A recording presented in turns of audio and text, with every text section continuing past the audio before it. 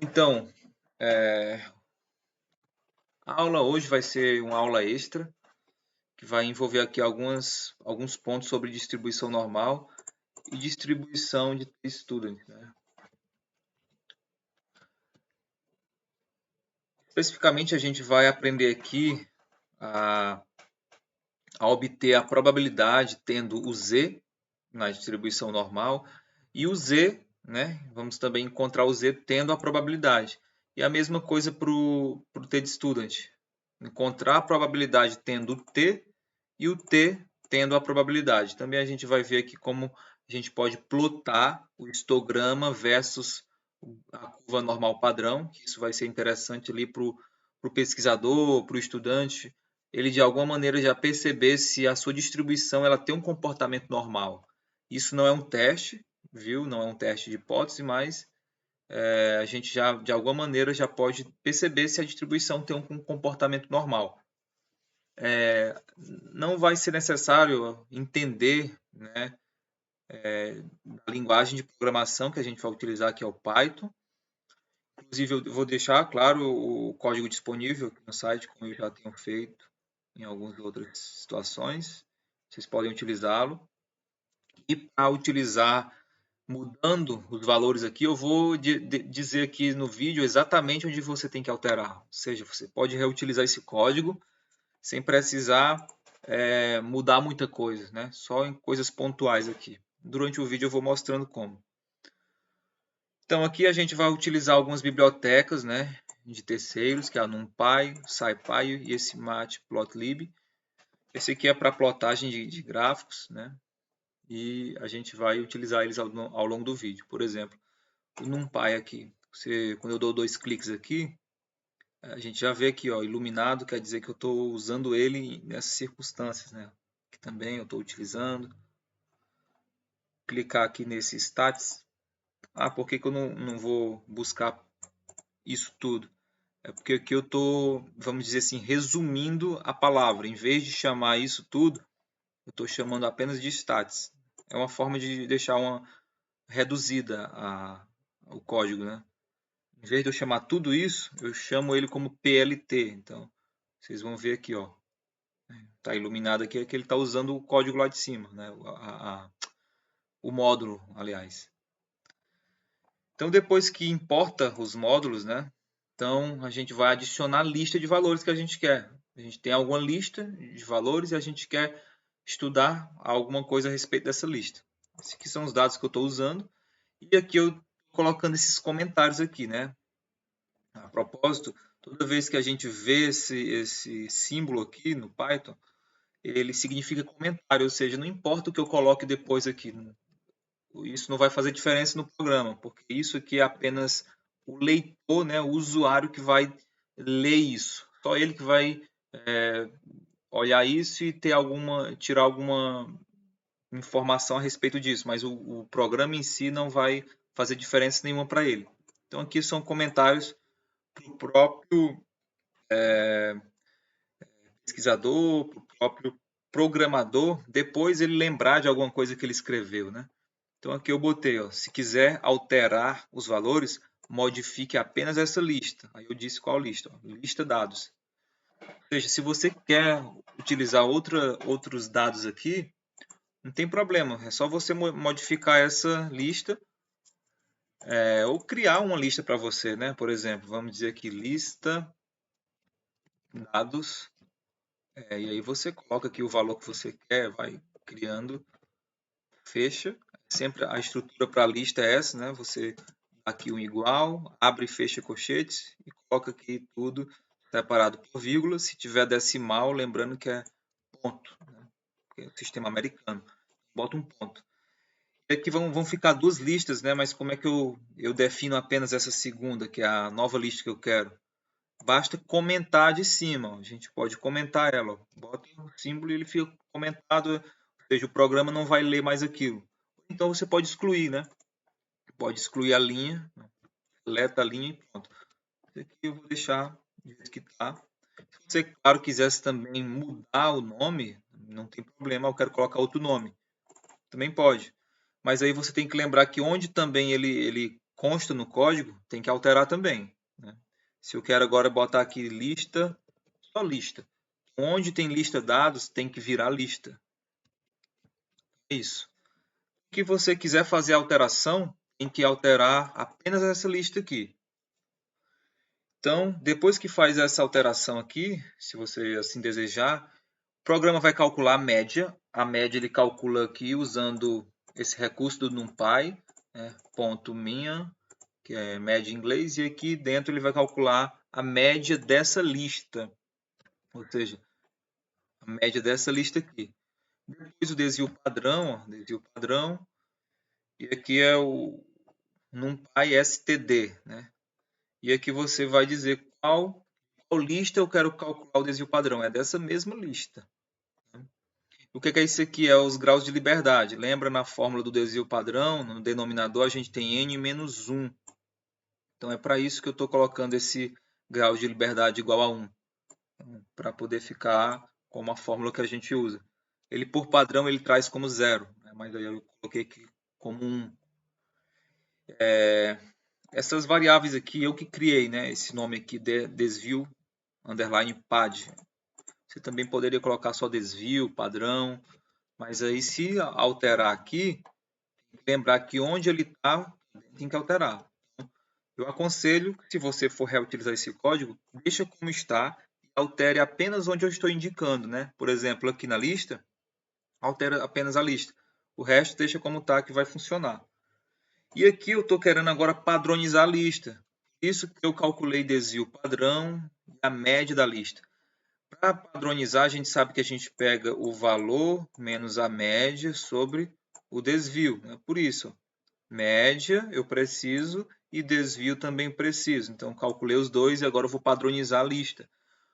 Padronizar a lista significa que eu vou pegar cada item dessa lista e vou utilizar essa fórmula para cada item. E eu vou ter uma nova lista com a mesma quantidade de elementos, mas agora os valores estarão padronizados. Para fazer isso, a fórmula utilizada foi essa aqui, né? E a gente cria uma nova lista, de maneira que quando eu for utilizar no meu código lá embaixo a lista, eu não vou utilizar essa aqui, eu vou utilizar essa aqui, a lista padronizada.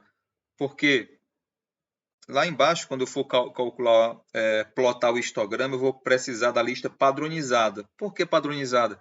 Porque eu estou comparando com a curva normal padrão. Então, eu tenho que comparar coisas que estão ali semelhantes, né? Eu não posso utilizar valores de uma lista não padronizada e comparar com a curva normal padrão. Tem que comparar padrão com padrão. Essa lista aqui de cima, vocês vão ver que ela não é utilizada aqui embaixo, né? Foi utilizada só para poder encontrar essa padronizada. A padronizada, ela vem dela.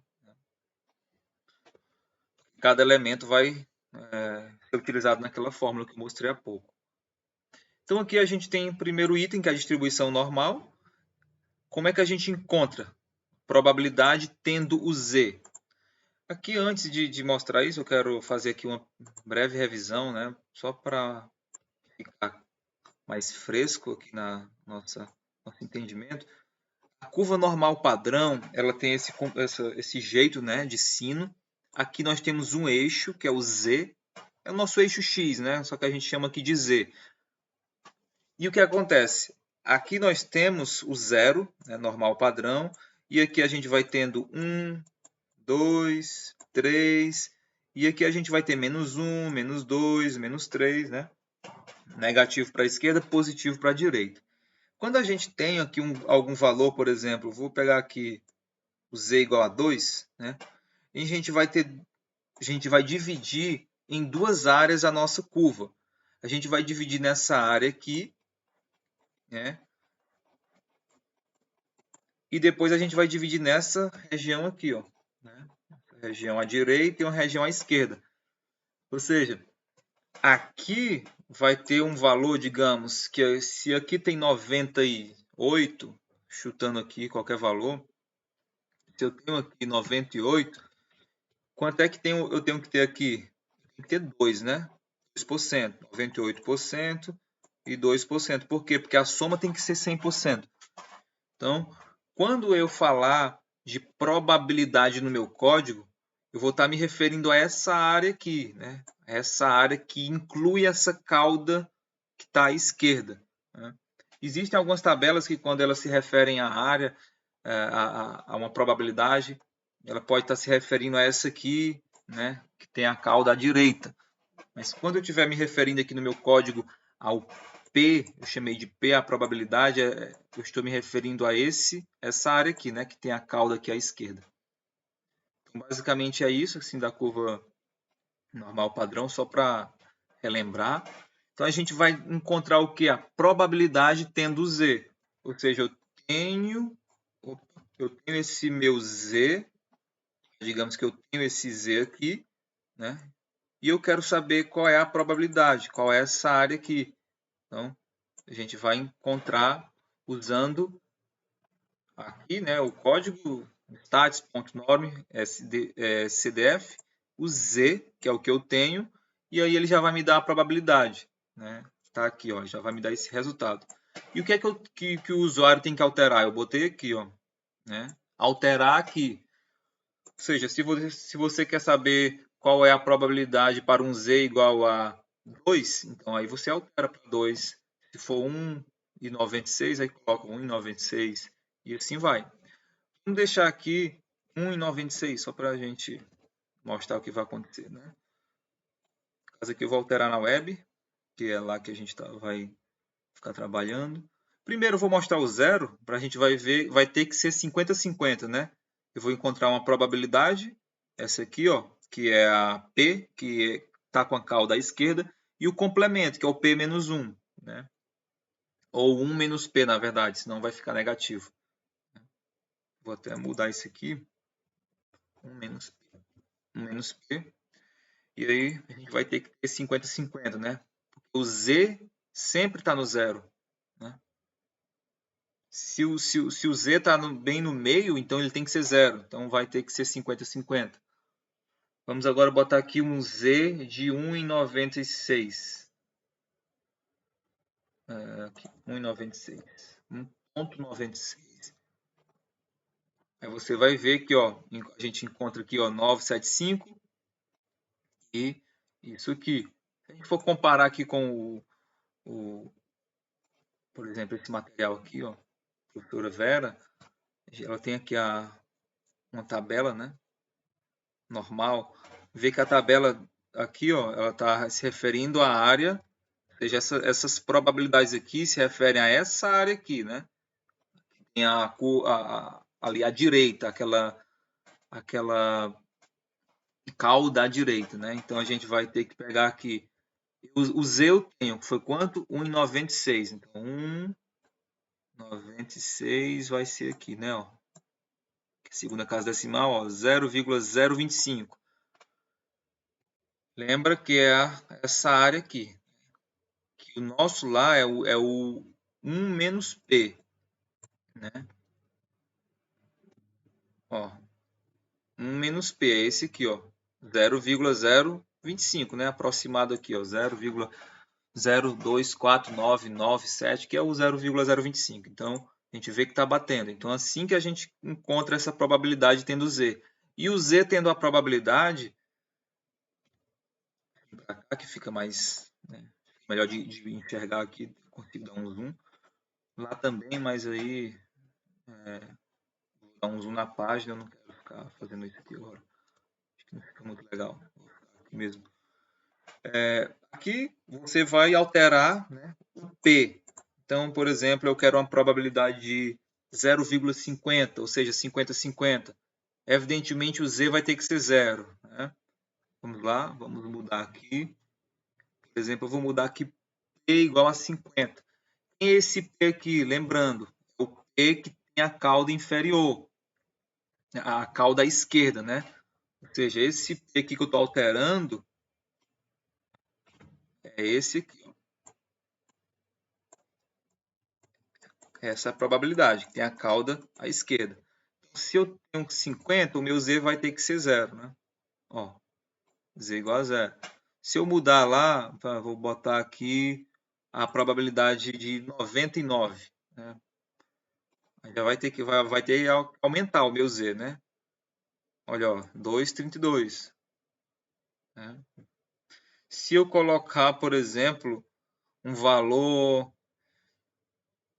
para esse meu Z, o meu P aqui, menor que 50%, o que vai ter que acontecer? O Z vai ter que ser negativo, correto?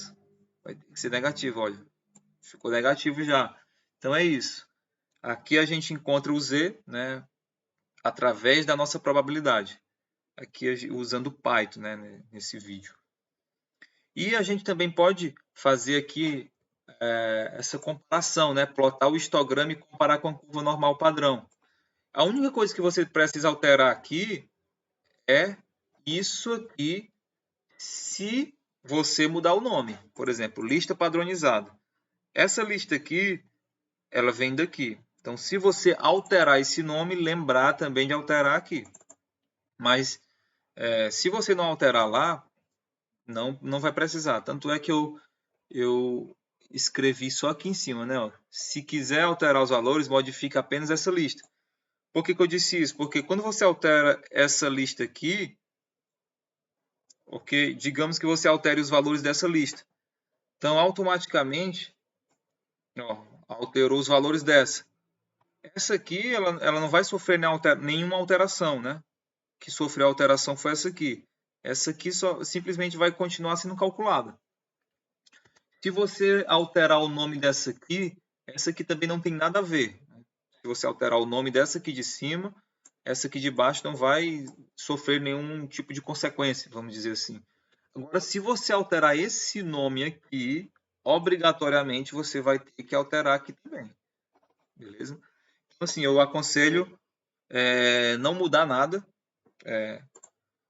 Não muda nada. Agora, claro, se você quer mudar os valores aqui, faz como eu indiquei lá no começo. Comenta aqui e faça outro com o mesmo nome, ó, lista dados, né? E aí cria sua lista. Porque aí você mantém esse nome aqui e não tem que ficar fazendo nenhuma alteração. Mas, repetindo, se quiser alterar nessa parte aqui, que vai ter que ser necessário apenas isso aqui, se mudar o nome lá em cima, né? Quando a gente só tenta dizer aqui, ó, esse 100, você também pode diminuir ele, mas não muito. Porque se eu colocar um valor muito pequeno, meu gráfico, curva normal, vai ficar estranho. Por exemplo, eu vou botar aqui 5, só para mostrar. Eu vou rodar. Olha como ficou estranho. O que significa isso aqui? É porque ele está pegando esses 5 pontos. Ó. Então, quanto mais pontos, ele vai ficando mais fino, né? Se eu adicionar mais pontos, ó, ele vai fazer isso. Aí ele vai ficar bem mais parecido com a curva normal padrão. Se eu colocar poucos pontos, aí ele vai ficar isso, essa coisa estranha assim. Né? Vai ficar sem formato, na verdade, de sino, né? Por exemplo, eu vou colocar aqui 20, já vai dar uma melhorada. Ó, já melhorou bastante, mas a gente ainda vê, ó, aqui em cima, né? Ficou estranho.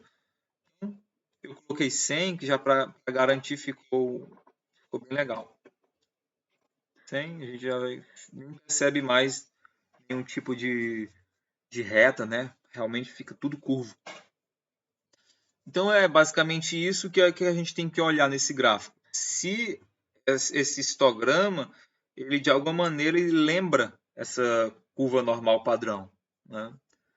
Se ele lembrar, é um indício que a nossa distribuição ela de fato tem um comportamento normal. Se não, já é um indício que tem que melhorar a distribuição, aliás, a lista, né? Tem que melhorar os dados, ou então, de fato, os dados eles são dessa natureza. Às vezes a pessoa fez uma pesquisa mal feita e por algum motivo não está tendo um comportamento normal padrão. Aliás, comportamento normal, né? Ou então simplesmente é porque é aquilo, né? O real é porque realmente ele não tem um comportamento normal. Então, fica aqui o indício, né? Se não houver essa compatibilidade entre histograma e a curva, Então já é um indício que não tem distribuição normal. Esse bins aqui, bins, coloquei como automático. Se você colocar aqui, por exemplo, 5, vai mudar a quantidade de classes no histograma. Você já vai ver que mudou a quantidade de classe. Porque nós temos aqui uma classe, duas classes, 3, né, 4, 5. Então, se você alterar aqui para 3, ele só vai ficar 3 classes, né? 3 classes. Eu botei aqui automático, ele já busca aí. Deixa alto como estava. Automático. E é isso, né? Para o gráfico, não precisa se preocupar em alterar nada, como eu só falei, só se for aqui e só se mudar lá em cima o nome. E agora a gente vai ver aqui a distribuição T-Student. No caso, a gente vai ver como conseguir a probabilidade tendo o T e o T tendo a probabilidade. Aqui é bem parecido com o que a gente já falou sobre normal padrão, né? No caso, o T-Student aqui é o T aqui embaixo e a gente tem ele aqui. No caso, a gente vai ter que fixar um grau de liberdade, né? Um GL. Fixa o grau de liberdade. E para esse grau de liberdade, a gente vai, por exemplo, fazer as considerações. Digamos aqui, eu vou aqui no material, né, da professora Vera, ó, que já tem a tabela, que é a barbeta. Digamos, vamos lá considerar aqui GL 20. Nossa primeira ideia é encontrar a probabilidade tendo T. Então tá, vamos dizer que eu tenho para um GL de 20, vamos considerar aqui esse T aqui, 2086. Então eu quero a probabilidade para um T de 2086. O que eu vou fazer? Eu vou mudar aqui, ó. Olha, eu coloquei aqui, ó, alterar aqui. Como a gente está trabalhando com grau de liberdade 20, eu vou botar aqui 20. Alterar aqui, ó. Aqui é o T. O T é 2086. 2.086. E aqui ele vai calcular o P, que é a probabilidade. Lembrando que esse meu P aqui, ele considera a cauda da esquerda, né? Ele está considerando a cauda da esquerda. Então eu vou dar para executar aqui, ele já vai me dar o P aqui. Ó, 975. Quando a gente olha aqui na tabela, esse P aqui, né, tá 0,025. O que acontece é porque esse P aqui, ele é essa cauda, né? Ou seja, a cauda aqui do lado direito. Mas se a gente fazer a subtração, 0,025 menos 1 menos 0,025 vai dar exatamente 975, que é o que saiu aqui no programa, né? Aqui também no programa eu dei o nível de significância, né? E o nível de confiança. O nível de confiança aqui já vai ser 95, porque é aquilo, né? Ele fica aqui, ó. O nível de confiança é aqui dentro, né? O nível de significância nada mais é do que a subtração, né? O 1 menos o nível de confiança, que na verdade vai ser a soma desses dois aqui, né? Esses dois espaços. E o P, esse P aqui, ó, que eu estou mostrando, é daqui para cá, né? Ó. Então é isso, a gente encontra essa probabilidade tendo T. E a gente pode fazer o outro caminho, né? Que é encontrar o T tendo a probabilidade, que geralmente a gente quer isso. Então, a gente tem uma probabilidade e vai buscar o T. Por exemplo, eu quero uma probabilidade aí de 80. Deixa eu pegar aqui uma que também tem na tabela, só para... Vamos pegar essa aqui. 1 menos 0,010. 1 menos 0,10. 90. Vamos pegar de 90. E vamos considerar agora um GL de 30. Né? Ó, GL de 30, que é o grau de liberdade, e o P de 90. A gente vai rodar aqui, vai achar o T. 1,3104, alguma coisa assim. Vamos ver aqui, 30. Lembrando que é o segundo aqui, ó, 10, que é o complemento de 90, né? 90 menos 1 dá 10. 30, ó, dá 1,31, ó. Ó, 1,31. Todo mundo está dando parecido com isso, então vamos pegar aqui um valor. Vamos mudar o grau de liberdade, só para alterar aqui. Vou botar 5. Tem que dar 1,47,6. 5. Ó, 1,47,58,8, né? Aproximadamente 1,47,6. Então aqui a gente descobre, né, o T tendo a probabilidade. Então é isso. Se vocês quiserem usar o código, fiquem livres para usar. Qualquer dúvida também podem entrar em contato.